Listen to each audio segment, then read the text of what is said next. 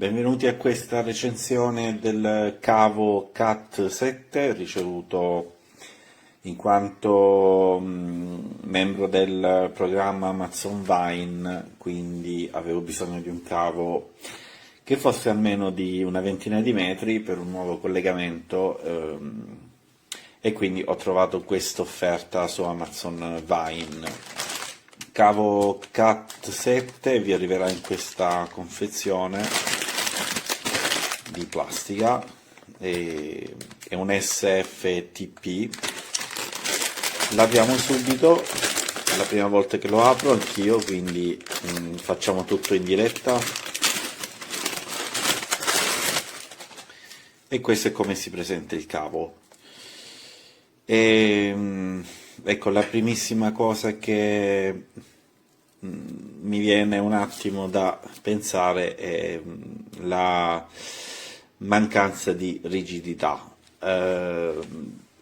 Diciamo, non è la prima volta che ho a che fare con cavi Cat 7 che per la loro caratteristica dovrebbero essere rigidi, abbastanza rigidi, anzi è difficile anche manovrarli oppure inserirli nelle canaline del vostro impianto elettrico.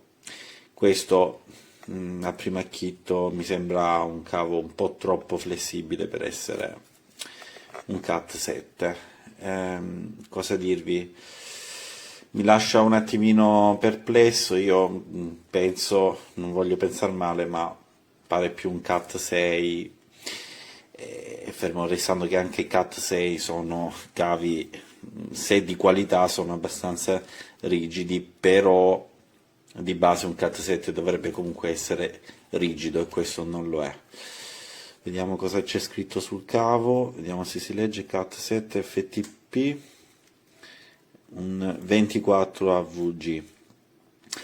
E nulla, purtroppo ci sarebbe da tagliare il connettore per vedere all'interno se è effettivamente un cavo Cat 7, ossia rivestimento interno, quindi calza anti-interferenza, e il cavo Cat 7, ogni singola coppia di cavi dovrebbe essere avvolta da un rivestimento in alluminio anti-interferenze, quindi in questo caso non possiamo vederlo, però il problema è che con questo spessore, non tantissimo, e lo spessore considerate che è paragonabile a un Cat 5e, anche un Cat 6 però è più un Cat 5e. Non mi aspetto che ci siano all'interno grandi calze anti-interferenza. Vediamo un attimo il connettore, vediamolo insieme, non so se dalla cam si vede.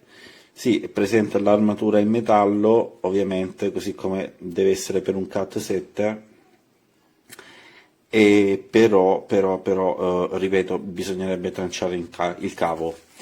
Nulla, terminiamo qui questa recensione, mi lascia con un punto interrogativo. Molto probabilmente se avete una connessione come la mia da 1 giga, una FTTH da 1 giga, sì, sicuramente li dà perfettamente, come può dare anche 2 giga.